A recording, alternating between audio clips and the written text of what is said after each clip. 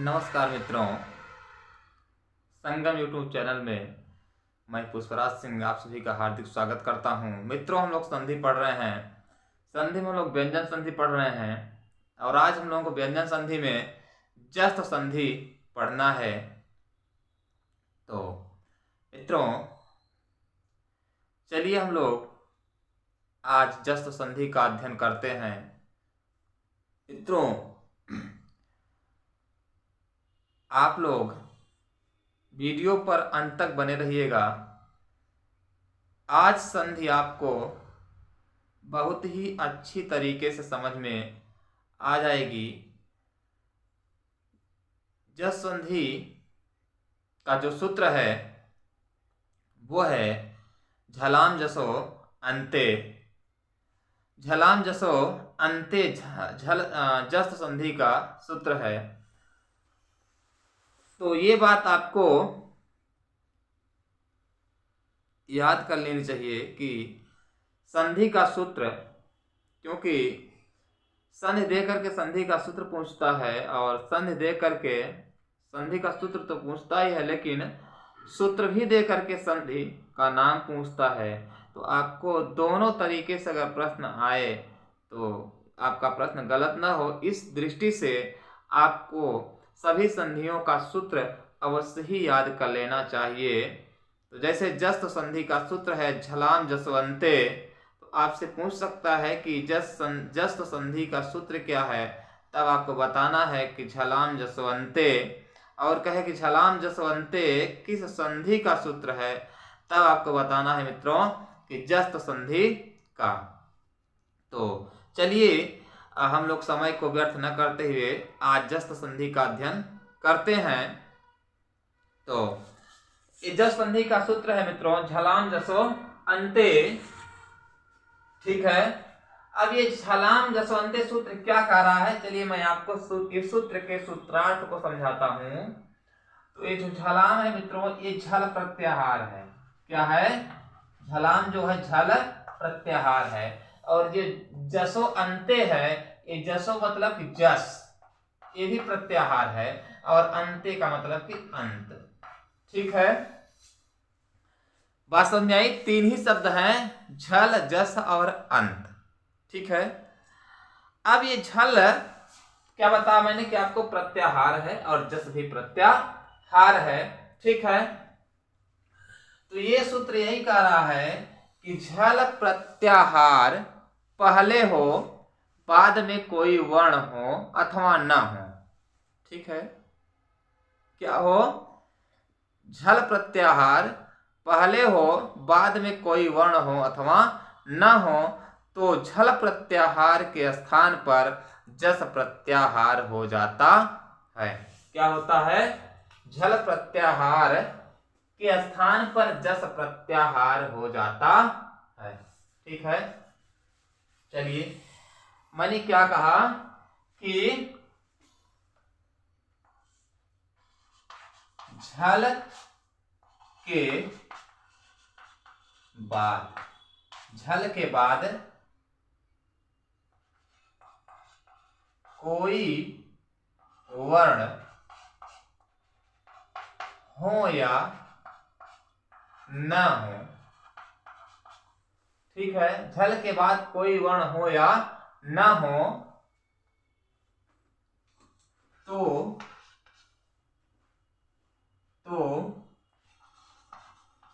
झल के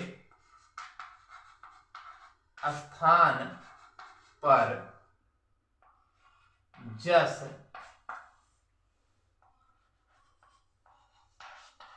आदेश हो जाता है।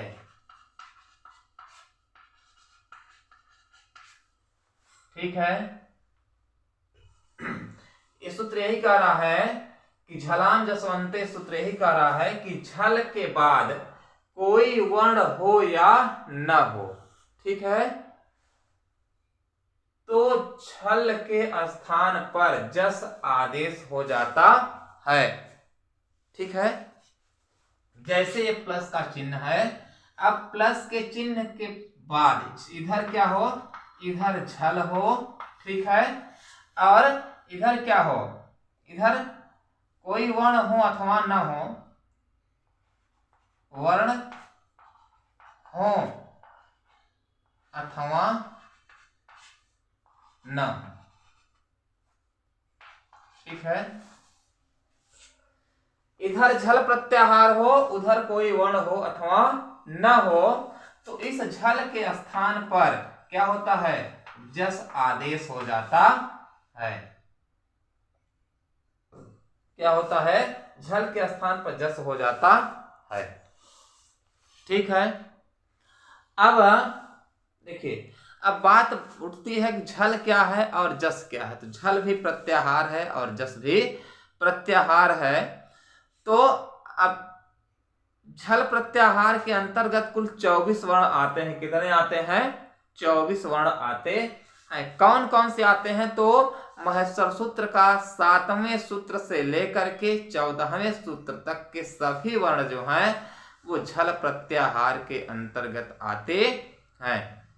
कितने वर्ण आते हैं, कौन कौन से आते हैं, तो महेश्वर सूत्र के 7वें सूत्र से लेकर के 7वें सूत्र से लेकर के 14वें सूत्र तक के सभी वर्ण झल प्रत्याहार के अंतर्गत आते हैं, ठीक है। या अगर आपको ऐसे नहीं याद होता है तो आप इतना याद कर लीजिए कि जब 5 वर्ग आप जानते होंगे, क वर्ग, च वर्ग, ट वर्ग, त वर्ग, प वर्ग, इन 5 वर्गों को आप याद कर लीजिए। इन 5 वर्गों के पहले, दूसरे, तीसरे और चौथे वर्ण, यानी प्रत्येक वर्ग का पहला वर्ण, दूसरा वर्ण, तीसरा वर्ण और चौथा वर्ण झल प्रत्याहार के अंतर्गत आता है। लास्ट में स ख स ह वर्ण अर्थात ऊष्म व्यंजन आते हैं। प्रत्येक वर्ग के यानी पहला, दूसरा, तीसरा, चौथा वर्ण और ऊष्म व्यंजन जो है ये यही झल प्रत्याहार के अंतर्गत आते हैं, ठीक है। अगर आपको प्रत्याहार बनाने कठिनाई हो तो इसके लिए मैं बता रहा हूं कि प्रत्येक वर्ग का पहला, दूसरा, तीसरा, चौथा वर्ण और ऊष्म व्यंजन आप लिख लेंगे तो सभी झल प्रत्याहार के अंतर्गत आने वाले वर्ण आ जाएंगे। तो याद रहे कि पहले जो है प्लस के पहले जो है, प्लस के पहले वाले के पद के अंत में जो है झल प्रत्याहार का वर्ण हो और बाद में कोई वर्ण हो अथवा न हो तो झल के स्थान पर जस आदेश हो जाता है। जस क्या है, जस भी प्रत्याहार है। जस प्रत्याहार के अंतर्गत 5 वर्ण आते हैं, ठीक है। जस प्रत्याहार के अंतर्गत 5 वर्ण आते हैं। कौन कौन से आते हैं, तो जो महेश्वर सूत्र का जो जब अंगा 10 जो ये सूत्र है, ठीक है,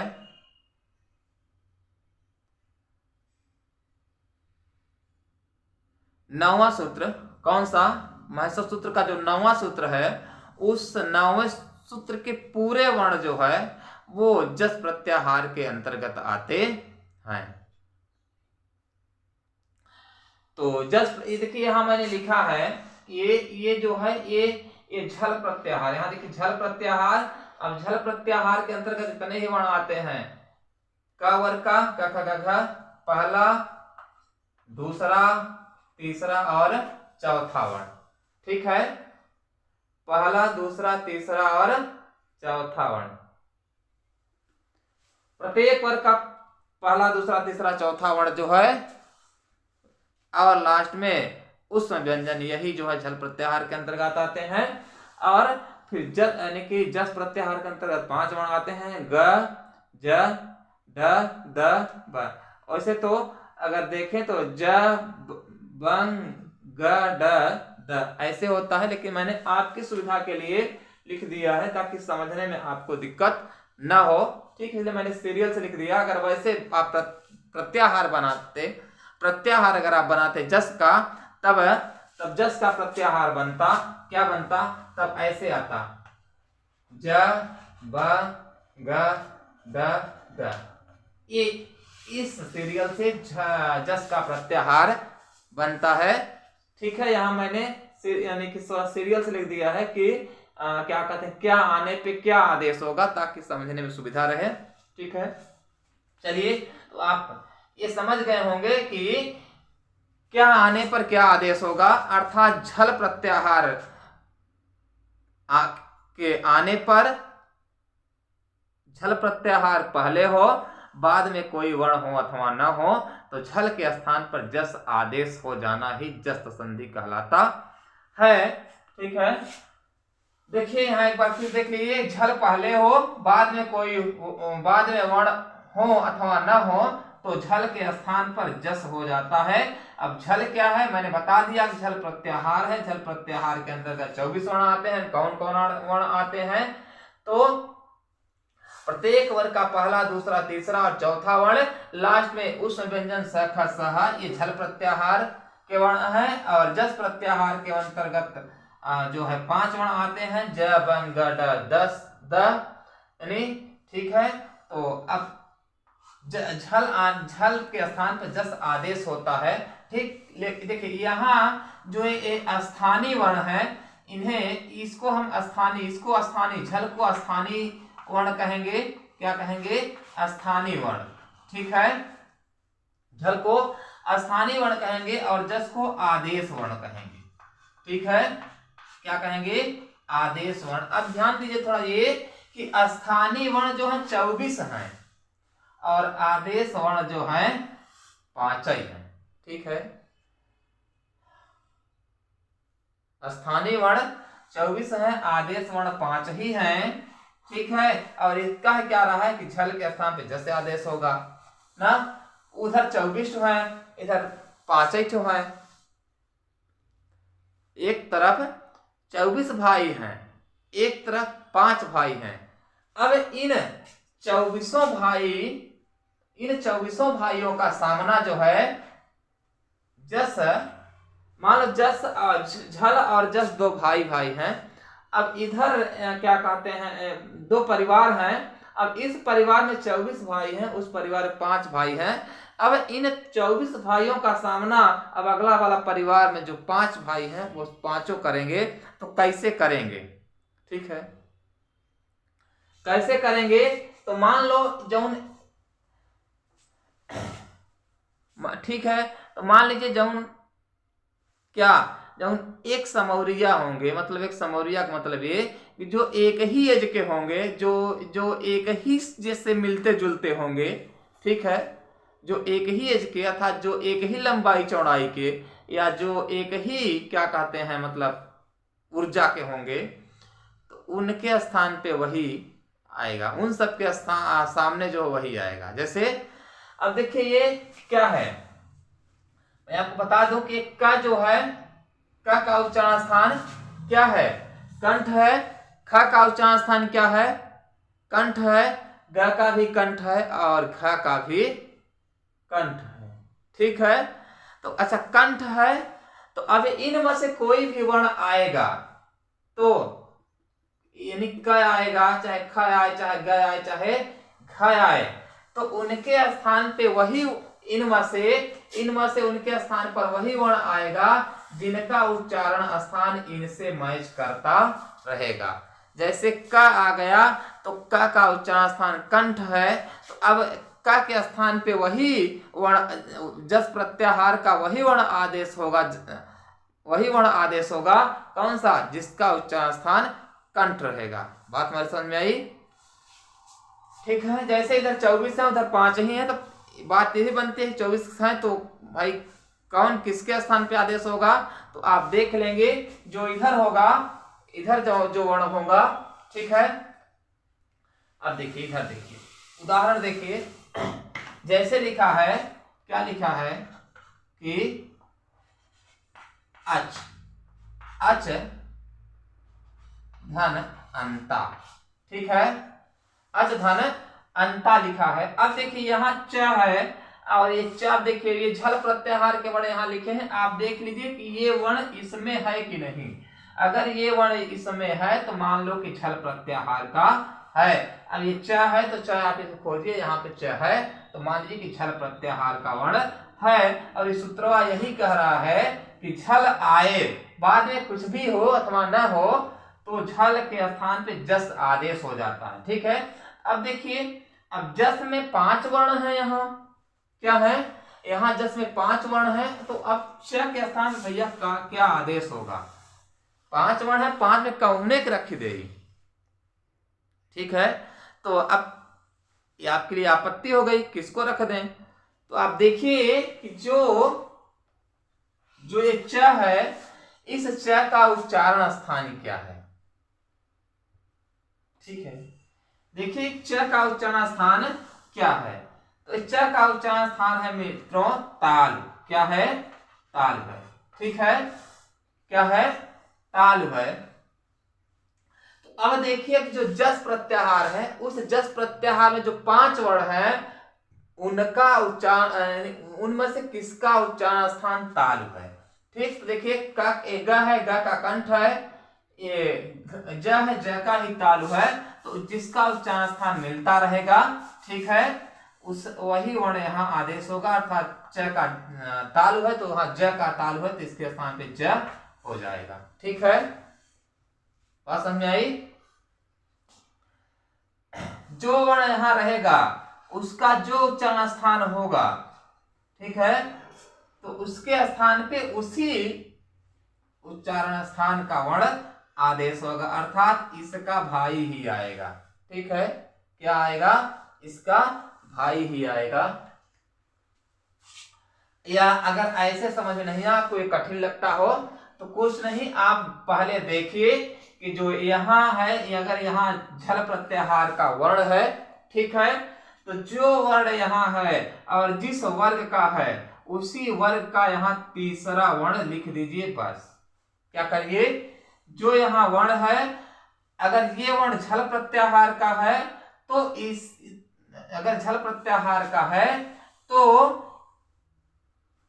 इस वर्ण के स्थान पर इसी वर्ग का तीसरा वर्ण लिख दीजिए। ठीक है, ये च है, ये च वर्ग का वर्ण है, तो च वर्ग का तीसरा वर्ण लिख दिए, तब भी क्या आएगा? ज ही आएगा। ठीक है, अब देखिए यहाँ ज मिल गया, तो अब ये बन गया क्या? हलंत है, यहाँ हलंत है, तो अब ये ज हो गया। ठीक है, क्या हुआ? ज हुआ, ज में भी हलंत है। अब ये जो आ है, ये जब आ यहाँ आएगा तो ज का हलंत हटेगा तो अज बनेगा, फिर जो यहाँ लास्ट में बचा है ता, ये जुड़ेगा तो बन जाएगा अजंता। क्या बन जाएगा? अजंता बन जाएगा। ठीक है, बात समझ में आई? अब कुछ नहीं आप करना है, जैसे लिखा है जगत, क्या लिखा है? जगत लिखा है, और इधर लिखा है ईसा। ठीक है, क्या लिखा है? जगत था ना, ईसा। आप देखिए यहाँ क्या है? त है, क्या है? त है, और देखिए त जो है झल प्रत्याहार का वर्ण है कि नहीं। ठीक है, यहाँ मैंने झल प्रत्याहार के सभी वर्ण लिखे हैं, तो आप देखेंगे तो यहाँ त मिल जाएगा आपको। तो मान लीजिए जब त वहां मिल गया तो जो त है ये झल प्रत्याहार का वर्ण है। ठीक है, तो ये जिस वर्ग का है उसी वर्ग का यहाँ तीसरा वर्ण कर दीजिए। ये त वर्ग का है, त वर्ग का तीसरा वर्ण यहाँ कर देंगे, त वर्ग का तीसरा वर्ण क्या होता है? द होता है। ठीक, जो यहाँ दिया रहे उसी वर्ग का तीसरा करना है। बस जो दिया रहे उसी वर्ग का तीसरा वर्ण आपको करना है, आंख बंद करके करना है, तो द हो गया। ठीक, तो जब बनाएंगे आप तो ये क्या हुआ? जगद हुआ, जगद हुआ, फिर यहाँ ईसा है, ईसा यहाँ जोड़ देंगे तो बन जाएगी क्या? जगदीश। क्या बनेगा? जगदीश बनेगा। ठीक है, कुछ नहीं, जस्ट संधि में क्या कहते हैं, जो वर्ण पहले आया रहता है उसके स्थान पर उसी वर्ग का तीसरा वर्ण आदेश हो जाता है। क्या होता है? जो वर्ण आया रहता है उसी वर्ग का तीसरा वर्ण आदेश हो जाता है। ठीक है, चलिए और उदाहरण देखिए। जैसे अब लिखा है कि तिप, क्या लिखा है? तिप। ठीक है, और है फिर अंतः। क्या है? अंतः है। अब देखिए जो तिप है ये प है। क्या है? प है। अब ये प जो है देखिए झल प्रत्याहार का है कि नहीं? हाँ है। अब तो इसके स्थान पे क्या होगा? कुछ नहीं, प, ये जो प है प वर्ग का है, तो प के स्थान पर प वर्ग का जो तीसरा वर्ण है वही आदेश हो जाएगा। प वर्ग का तीसरा वर्ण क्या है? ब है। क्या है? ब है। तो ये जब करेंगे आप फिर से पद बनाएंगे तो बन जाएगा क्या? तिब। क्या बना? तिब बना। ठीक है। अब फिर जो अंत है इस अंत को जोड़ दीजिए तो बन जाए क्या? तिबंत। पद बनेगा तिबंत। ठीक है। झल प्रत्याहार के स्थान पे जस प्रत्याहार हो जाना ही जस संधि है। ठीक है। और देखिए जैसे लिखा है सुप धन अंतर। सुप धन अंतर। देखिए प है, प के स्थान पे क्या होगा? कुछ नहीं।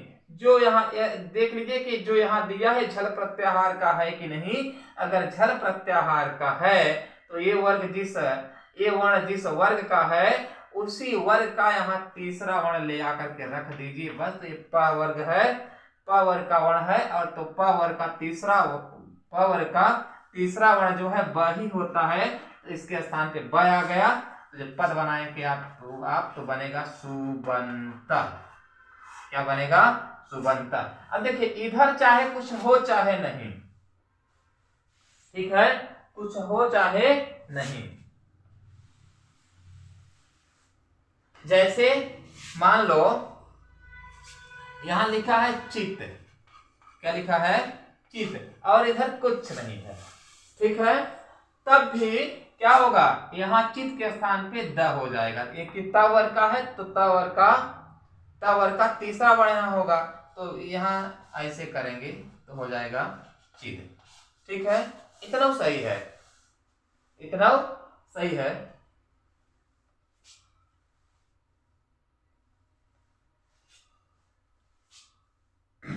अगर आपको आगे करना है तो यहाँ प्लस लगा करके आनंद जोड़ दीजिए।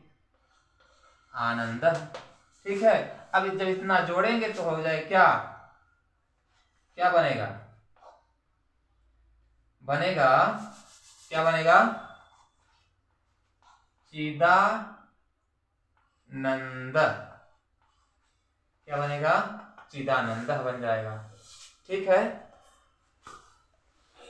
अब देखिए अगर आपसे शब्द देके पूछे, क्या आप पूछे शब्द देके पूछे इसमें कौन संधि है, आप देखिए कि जो 5 वर्ग होते हैं उन 5 वर्गों का तीसरा वर्ण है कि नहीं। ठीक है। तीसरा वर्ण देखिए मित्रों, तीसरा वर्ण है कि नहीं। 5 वर्ग कौन कौन से होते हैं? क वर्ग, च वर्ग, ट वर्ग, ता वर्ग और पा वर्ग। जैसे मान लीजिए दिया है कि वो क्या दिया है? वागीसा। ठीक है। क्या दिया है? वागीसा। अब ये देखिए अब वागीसा दे के आपसे पूछे कि कौन संधि है, कौन से संधि है, तो अब देखिए आप क्या करिएगा। तो यहां देखिए जो पदवा जहां से अलग हो रहा है, जहां संधियां हो रही है, ठीक है, यहीं से संधि छेद हो रहा है। तो आप यहां थोड़ा सा देख लीजिए कि जहां से पद अलग हो रहा है, जहां संधि छेद हो रही है, वहां कौन सा वर्ण, ठीक है, कि किसी वर्ग का तीसरा वर्ण है कि नहीं। अगर किसी भी वर्ग का तीसरा वर्ण अगर है तो मित्रों आप आंख मूंद करके, ठीक है, आंख मूंद करके हमारा नाम ले करके जो है आप उसमें क्या लिखेंगे? क्या लिखेंगे? जस्त्व संधि लिख देंगे तो आपका उत्तर कभी गलत नहीं होगा। ठीक है। बस इतना देखना है कि क्या कहते हैं, जहां से पद अलग हो रहा है वहां किसी वर्ग का तीसरा वर्ण है कि नहीं। ठीक है। इतना दिखना है बस। जैसे लिखा है, क्या लिखा है कि भग्न। क्या है? भग्न। क्या है? भग्न। अब देखिए भले ही आधा ही वर्ण है, भले ही आधा वर्ण है, लेकिन यहाँ ग आधा है, ठीक है, और यहीं से ये अलग होगा, यहीं से ये अलग होगा। तो अगर इसमें पूछे कौन संधि है, आप बिना सोचे विचारे जो है जस्त संधि लिख सकते हैं, ठीक है। सबसे बड़ा ट्रिक इसका यही है कि जहां से पद अलग हो रहा है, अगर वहां तीसरा वर्ण है तो आप उसमें बिना किसी संदेह का, बिना किसी सोच संकोच के जो है जस्त संधि लिख सकते हैं। तो आज के लिए इतना ही मित्रों, फिर अब आपसे मैं अगली कक्षा में मिलूंगा अगली संधि के साथ। तो नमः संस्कृताय।